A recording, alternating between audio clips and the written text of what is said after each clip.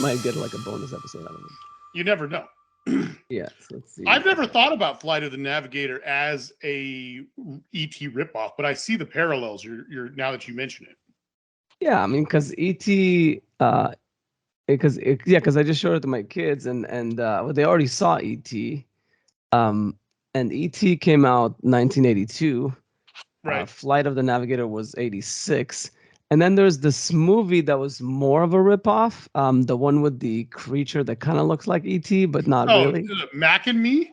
Mac and Me, yeah. That movie is garbage.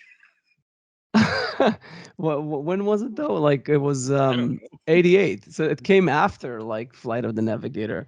There's like I think they saw Flight of the Navigator and they were like, I mean that's cute and all, but maybe we'll have more success just like blatantly just copying ET. The Um only reason I know about the movie Mac and Me is because of Paul Rudd. yeah, I guess he's in it. No, I he's honestly not in it.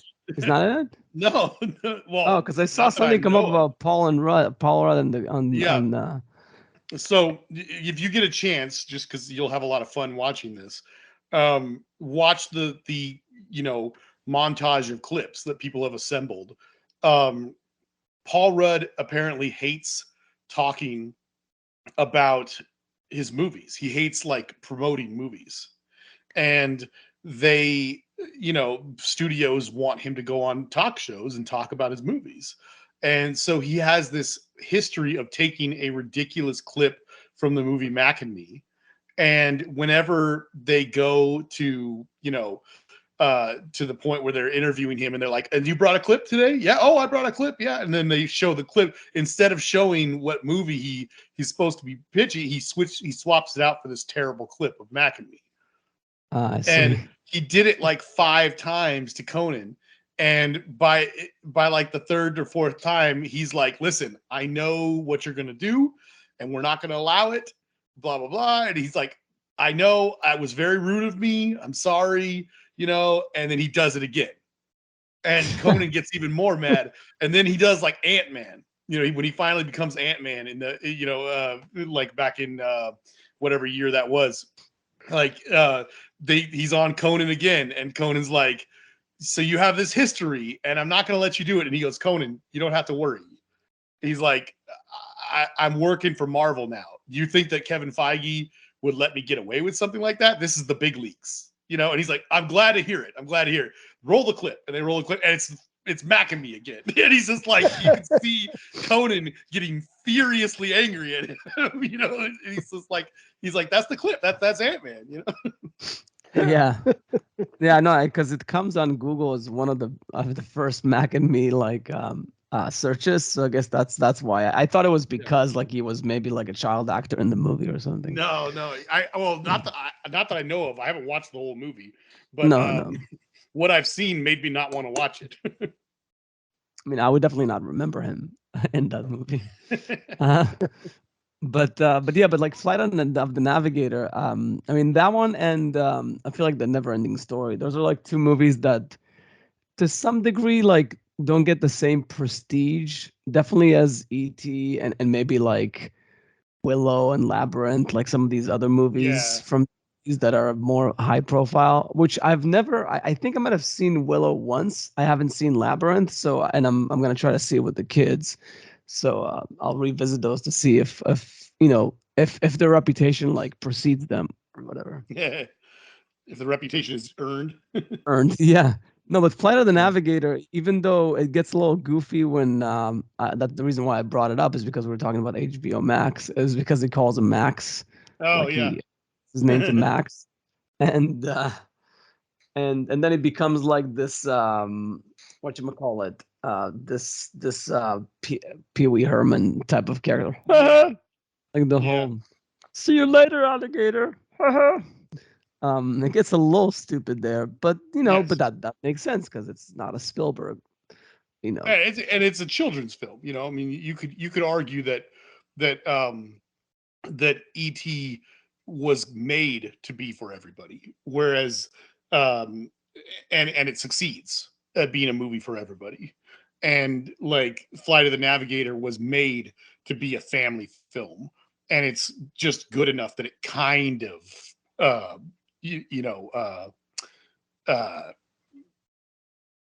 breaks out of that a little bit. It's slightly better than just an average family film. But yes, obviously, it's got those moments. Yeah, I mean, because I feel like, I mean, still like Flight of Navigator, like there's a lot of serious stuff there with the scientists and all that. Like it feels like it gets a little like a little too real for kids. And Yeah. and my kid definitely wept when he was saying goodbye to Max. Hmm. Um, and then my younger kid, like my older kid, like he's very emotional. He cries a lot in movies. But the younger one who doesn't cry, he just likes to repeat stuff. So today in dinner, just randomly, we're already like 2-3 days away from watching the movie. And he's like, "See you later, navigator." Like he's gonna start. So that's always a blast. But have you seen that one, Matt? I haven't seen it. No. Yeah, it's worth was- checking out. Yeah, I it It think was a it's on. classic in my household because it's like a real brother movie. Yeah, I can see Mhm. that. The it was it's amazing that I forgot, but I'm trying to remember Sarah what it was Jessica called. Parker. Oh yeah, well she was in it, which I know Matt's not a big fan of, but she's tolerable in it, and she's not Oh, in it very for long. tolerable in it. Yeah, it's one of her better Um, movies. It's probably before she started looking like a foot. yeah, she is very Harsh, young. but she is very hot in it. That's true. Oh, that makes perfect sense. Paul Rubens played Trimaxion. He played the spaceship. That's why he Yeah, did the whole Pee Wee Herman thing. yeah. Okay.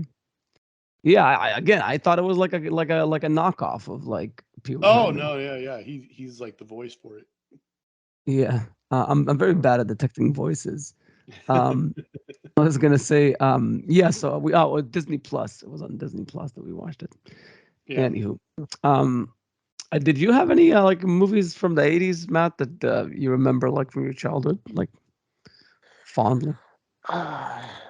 Jeez. I mean, even though you were a Uh, bit young, but maybe you saw them on VHS or something in the 90's. yeah. Well, I mean, obviously, Return of the Jedi came out in what, 83 or something, and that's Yeah. I wore that VHS tape out like none other.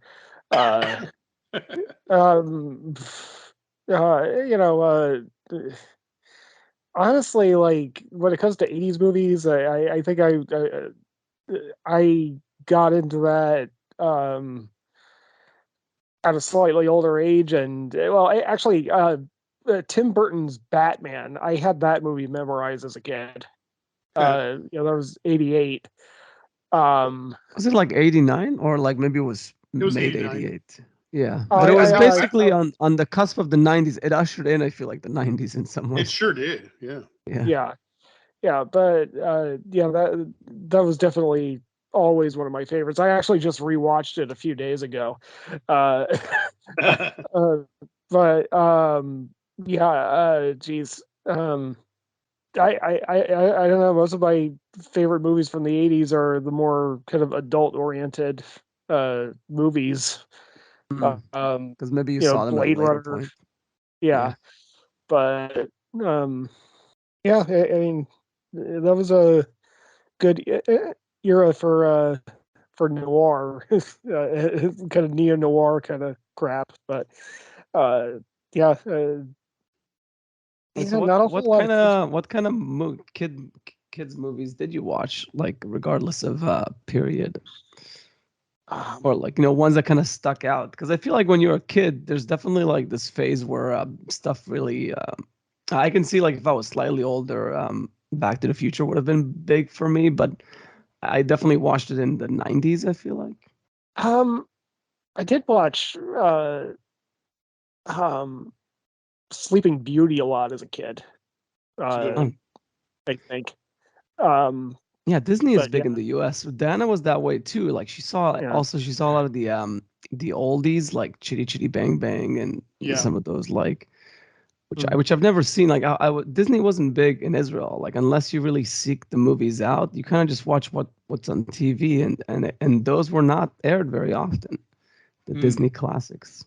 So I watched all these, like, I guess you would call them sort of like B movies, like the whole Never Ending Story, Flight of the Navigator, Mac and Me. Yeah, I did watch the Neverending Story at least a few times as a kid. I remember enjoying that. I mean, I remember it well enough that whenever there's a Family Guy reference to it, I get it. But I haven't revisited that in a long time. It was I did. Wolfgang Peterson, right?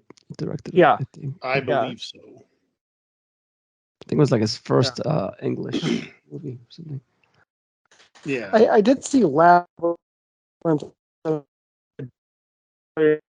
like, I'm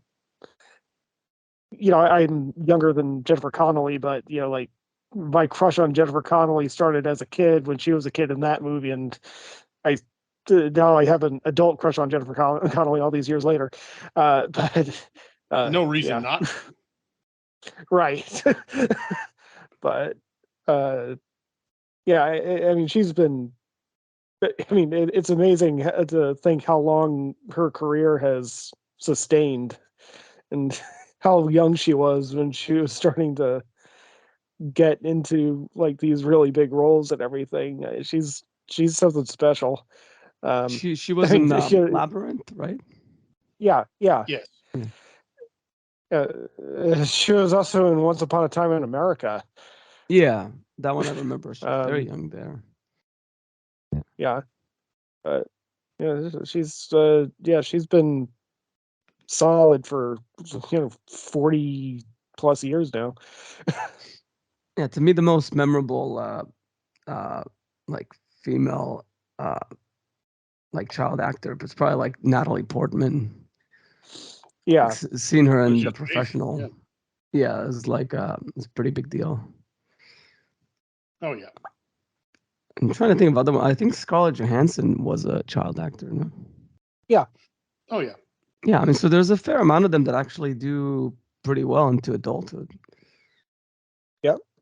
Like I will say the women more so than the men, which is the reverse in real life. But like it seems like they age way more gracefully from childhood to adulthood, whereas the Corey Feldmans and some of the male child what's his face from Watchmen.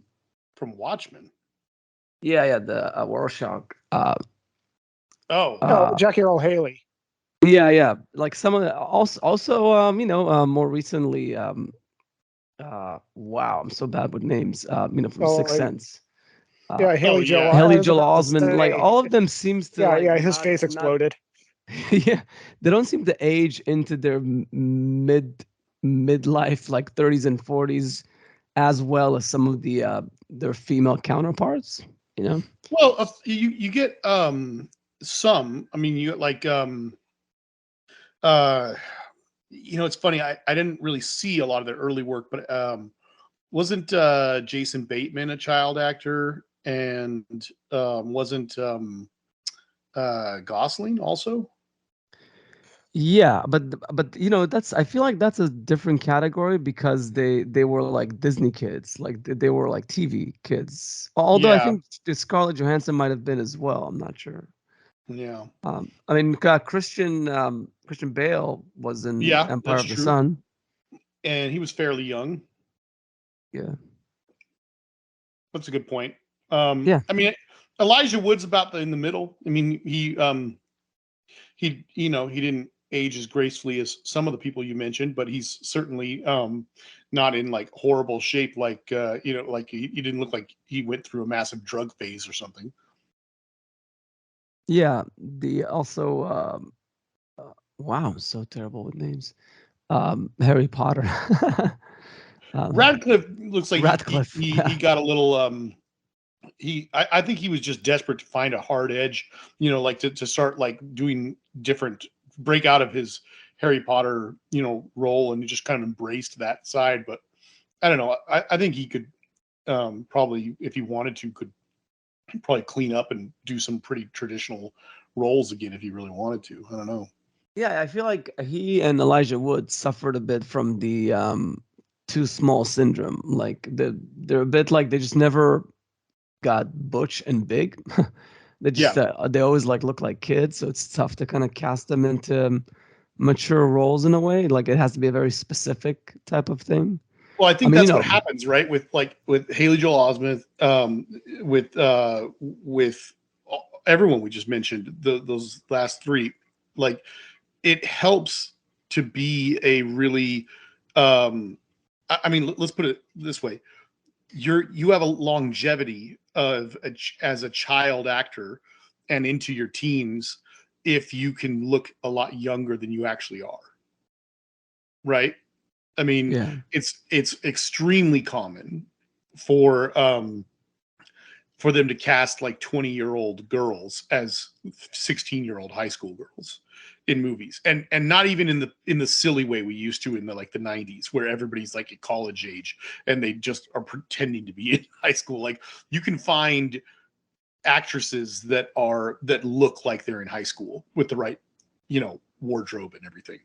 It's very possible. And so you've got that. But with the boys, it's like if you can play a 9-year-old when you're like 12 or something like that, it's like, and then as their career goes on and then they start transitioning to high school roles once they're beyond 18 and stuff, if they have that like boyish face, they can prolong their child acting, career. So I think that it's just a product of the whole system, right? I mean, the ones that are really, really successful tend to have these like young boyish looks to them. but yeah, no, it's interesting the way like you have to have all these calculations, and you hear a lot about the women talking about like how in their especially Anne Hathaway. Oh, one name I remembered. That she was talking about like how everybody told her like when she's a day over 30 or something that it would be impossible for her to like find roles and stuff. And yeah, it's interesting how like people need to learn how to evolve, like understand that like things don't stay the same, they have to evolve, for most people except for like Tom Cruise who's just Yeah. refusing to like let his hairs like go gray. It's like, no, they're black. I'm 60 but they're all black. Yeah. Yeah, you look like you compare him to someone like Clooney that's Right. basically all but essentially stopped making movies. It's interesting, like to think about all these like A-listers, men or female, like you take Tom Cruise, Brad Pitt, George Clooney, and DiCaprio.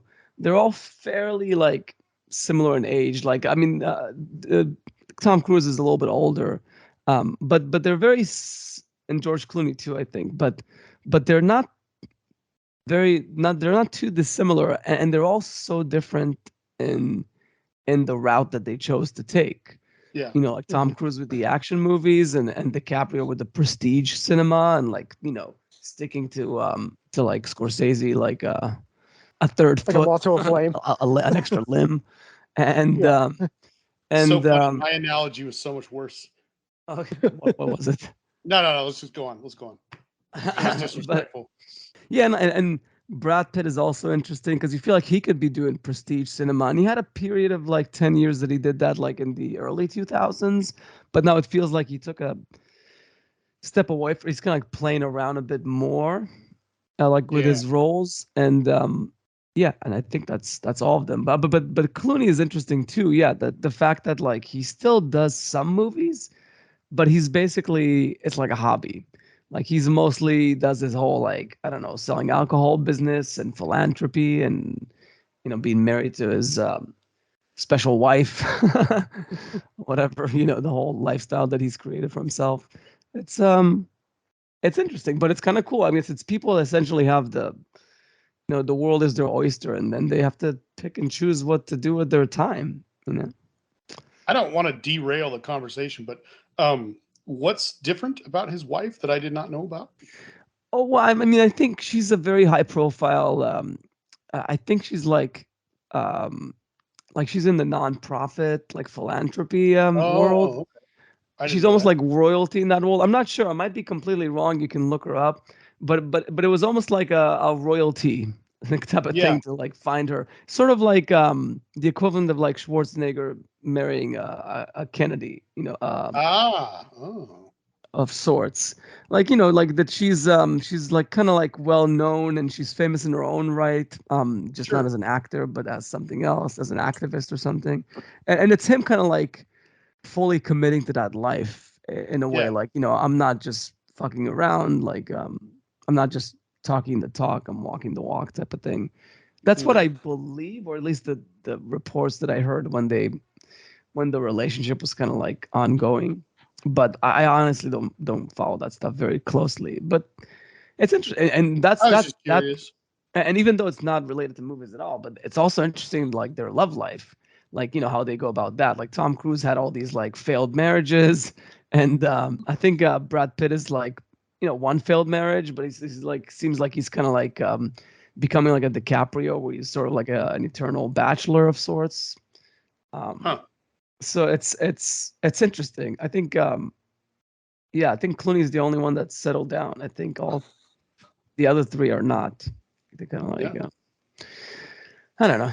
And on the I mean, who you have on the female side? I mean, you have people like Meryl Streep, Yeah. um, who age very gracefully, and but you have like other ones that like just took different paths, and trying to think of like other big ones from like that generation. Well, you got like Jodie Foster, Meg Jodie Ryan. Foster. Yeah, Meg Ryan definitely like I think she just recently directed a movie with the Coveney, but she definitely stepped away from the limelight, Yeah, it she seems. did for a while, long while. Yeah. And Yeah. what was the other one you mentioned? Jodie Foster. Jodie Foster, which also, I mean, she was also like almost like a hobby, like one foot in the door and one foot out of it. It seems like she was never like in it like constantly. I feel like so she's an interesting character too. She Um, started directing them, as far as I know. I don't know how many movies she's done, but let me look it up real quick. to me, Well, some of the she's more the Mm. she's the lead in the new season of True Detective. Oh, Really? Yeah, That's fascinating. I didn't see the third one. Did you want to see if that third season was any good? yeah. The third season was good. The second season, sophomore slump. Yeah, I Which didn't finish the second season, but I wanted to see the third one. I just didn't get around to it. yeah, it was kind of a shame. I mean, like Colin Farrell, Rachel McAdams. I mean, like Oh, I know. I know. a lot of It looks like, sorry, it looks like, oh, that's TV. Let me see. How many movies has she directed? Jodie Foster made a bunch of television, and then, oh, there we go. One, two, three, looks like four movies that she directed, and then a bunch of episodes of television. hmm. Isn't there like a movie that's coming out with her and someone else? Yes. Hold on just a moment. I can tell you because I just had that up, and then With Naiad. maybe that's the one, like with another famous actress. Let me look. Oh, Annette Bening. Annette Bening. Yeah, that's what I thought. Yeah, Um, I might have said that wrong. It's Niad or Niad. I'm not sure. It's a Netflix movie. Came. Oh, it already came out. Huh. Man, Netflix. They never do big enough releases. It drives me crazy. yeah. Well, it makes it easier for me to watch it because I don't go to theaters very often. Well, they can still do a big release and still put it out on their own platform. They don't need to like limit Yeah, it. It's yeah, that's annoying. true. Like they should advertise a bit more. Yeah. Um, Said it looks like about a swimmer or something. yeah, something Oh with yeah, swimming I saw. Diane. So Annette Bening is playing Diana Nyad, or how, I might be totally butchering that name. I don't know. It's Nyad. I feel like I mean, there's definitely Annette Bening is also for sure, and there's also Sally Field. I feel like it, like stayed fairly high profile throughout the '90s and a Yeah, little bit of Sally the Field's cool. 2000s. I mean, she's more like of the Meryl Streep. I feel like generation in some way. Yes. Yeah.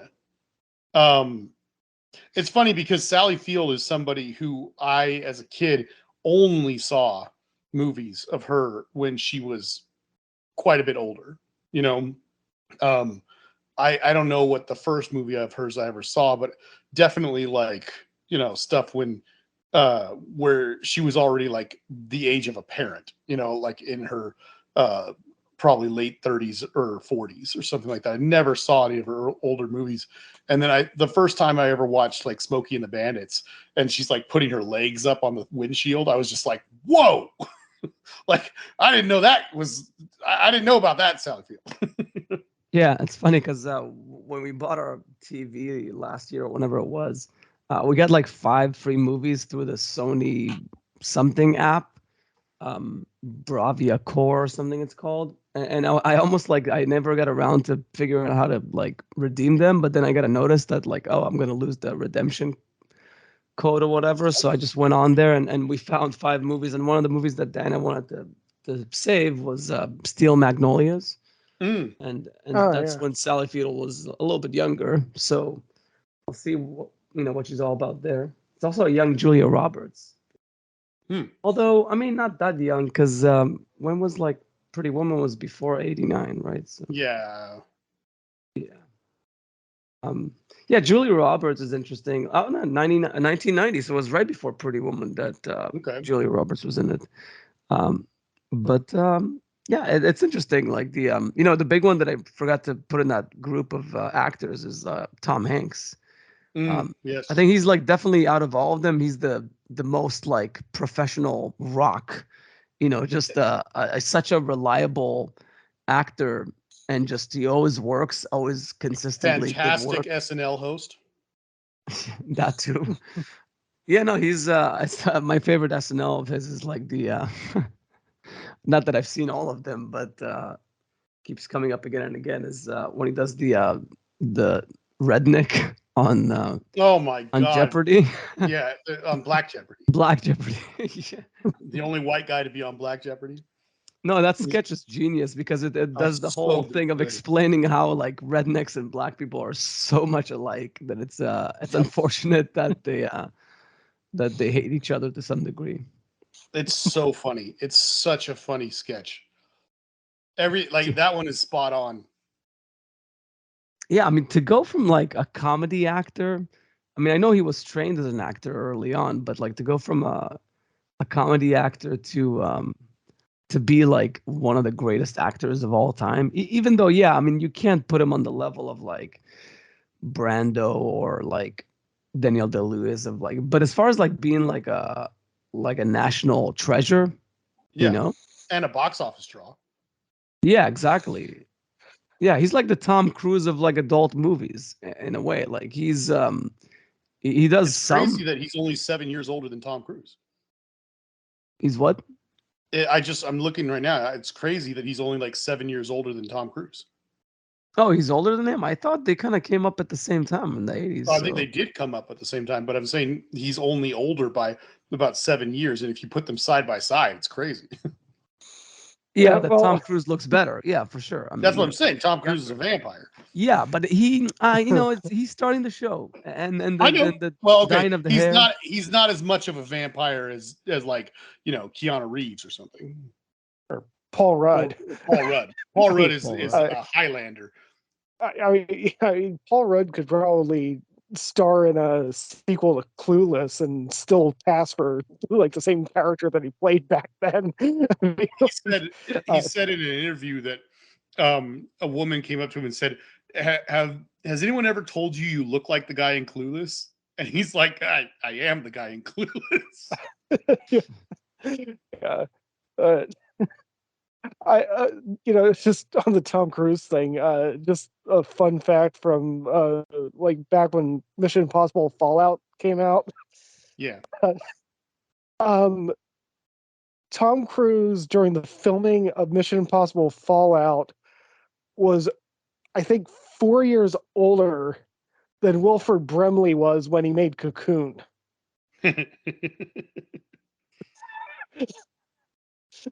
Well, that's how times change, right? I mean, yeah. Nowadays, someone who's 60 doesn't look the way someone who is 60 looked in the 50s. Right. I think it's like a very cultural thing. To some degree. I feel like people care more now to find various ways, whether it's the way you dress, dyeing your hair, or even going as far as like plastic surgery. Is to look young as long as possible. Whereas in the past, I think we just didn't. Like it's just like we kind of like as soon as we got into our 40s and 50s, it's like I'm an old man, so I guess I might as well dress like one. Well, You know? it's also it's not one thing. It's like a dozen things. I mean, there's a lot better skincare technology these days. Um, there's a lot more knowledge about what turns you into a leathery looking person. Plus, anyone who was 60 or older in the 50s and 60s went through like the Depression and a World War or two. You know, Yeah. No, I'm sure there's stress, that as well. lots of stress. Yeah. I mean, at the same time, I feel like those people that like age, but they stay in that phase for so long. Like my dad, I feel like he's looked the same for like 40 years because, Wow. because, and he looks still pretty good, all things considered, that he's like in his 80s. Um, I can only hope for me to reach that age and to be as mobile and active as he is. Like that's the We only thing should you can all be hope. so lucky. Like I don't give a shit what like what I look like, how much hair I have or what color it is. Yeah, and my dad used to dye his hair even though he was balding. I don't know what dyeing the hair would help. If anything, I would just shave my head before I would do that. Looking at my grandparents on both sides, I don't think I'm going to be losing my hair when I get older. But if I start to, I'm just going to go the full Bruce Willis look. Bruce Willis. Yeah, I mean, like Avi Hyde type of thing. Yeah, Yeah, that's. I'm not sure if I would go for it. I would just go embrace for. it. Yeah, like if, first I'm gonna try the whole like receding Cul-de-sac. hairline that's still no, like just receding hairline that's still kind of popping up, Ah, sort of like a Mad Men yeah, type of like like a eraser head type of like yeah, like a Jufro of sorts, just like it would yeah. keep going back and back. But once it becomes too ridiculous, just like my long hair eventually became ridiculous, then I would attempt the whole shaving the whole thing and see what it looks like. It'd be interesting. Yeah, who knows? Yes. You can never know. Yeah, it's funny. My dad's side all had the receding hairline, and my mom's side all had the bald patch on the back. So I was pretty convinced that like by the age of 38, I was either going to have a full head of hair or I was going to be Danny DeVito. So I guess I got the right genes there. Uh, but Yeah, I think my kids are gonna be lucky because they have curly hair, which comes from Diana's side of the family, and her dad still has pretty much all his hair. So Mm. yeah, it's just gray, which also works well if you're blonde, which they're not blonde, but when you're blonde, like when you turn gray, it kind of Yeah. like it doesn't look Uh-huh. that different. Yep. well, I also like my gray hair. Yeah, I mean, I feel like it I don't have a makes whole lot of gray, but just wait. yeah, no, but yeah, I definitely like the gray patches and everything. I mean, Like, people at work still like when they meet me, they still think that I'm in my 20s for some reason until I tell them. But it's but yeah, I kind of appreciate having the little gray patches and everything everywhere. So uh, anyway, Some of that might be the fact that you're working a job that a lot of people in their 20s would work. Like you're working a very physical job. well, yeah, that too. But I also work with a lot of people who are in their 50s and 60s. So Oh, yeah, that's true. yeah, so um, yeah, it's pretty diverse. But I feel yeah, like early on when I had like one or two hairs popping up in the front, I would like, get them off. But yeah, now that they're like all over the place, I sort of embrace them, and I'm just waiting to see how it's gonna evolve. well, I mean, think about come on, nobody cared about George Clooney until he went gray. I mean, until Yeah, until it's George, just a transitional phase of like one hair with all black around it looks weird. But once you have like 100 of them, then it's salt and pepper. Then it's fine. Then you embrace it. That's Yeah, probably I wise. like, yeah, I mean, when George Clooney was like, baby faced and like youthful looking, I mean, the best roles that he could get would be like guest appearances on Married with Children. Once he went gray, he was like the lead in ER. Yeah. Yeah. Yeah. At the same time, I saw like a video of from like it was like late 90s or something of Elon Musk getting like his first $1 million car or something when he sold his first company. He was worth like 100 million or something. Um, he he's like his hair is totally receding. Like there's no way. Sort of like Matthew McConaughey style. Like, and then because he became rich, he also just does like, I guess I should like fix my hair, get some implants, and to keep my youthful look. Because there's no way like Elon Musk would not have the hair that he has. I wonder like what percentage of older rich males actually have like untouched hair, like just natural whatever hair they would have waking up in the morning. I'm guessing Jeff Bezos. Yeah, no, for sure. Although funny too, like James Gunn, like he had the whole youthful hair and everything, and then it feels like COVID happened, and then it all turned gray. And That's I what he feel he said. kind of well, but I feel like what he did is he did diet, but once he became famous and made it in the industry, and COVID hit, he said like, you know what, I'm gonna disappear for like a year or two. It's the perfect time to just show up with gray hair and say like, oh no, I wasn't dying it before. It's just that like it happened over the course of 2 years. Like It's I'm not sure. possible, but I mean, it also happened to Johnny Knoxville. Like they were filming a movie, and there's footage of him with salt and pepper hair, and then COVID happened, and he's got like white hair now. Yeah, yeah, it's crazy. Whatever, people make their decisions, and it's fine.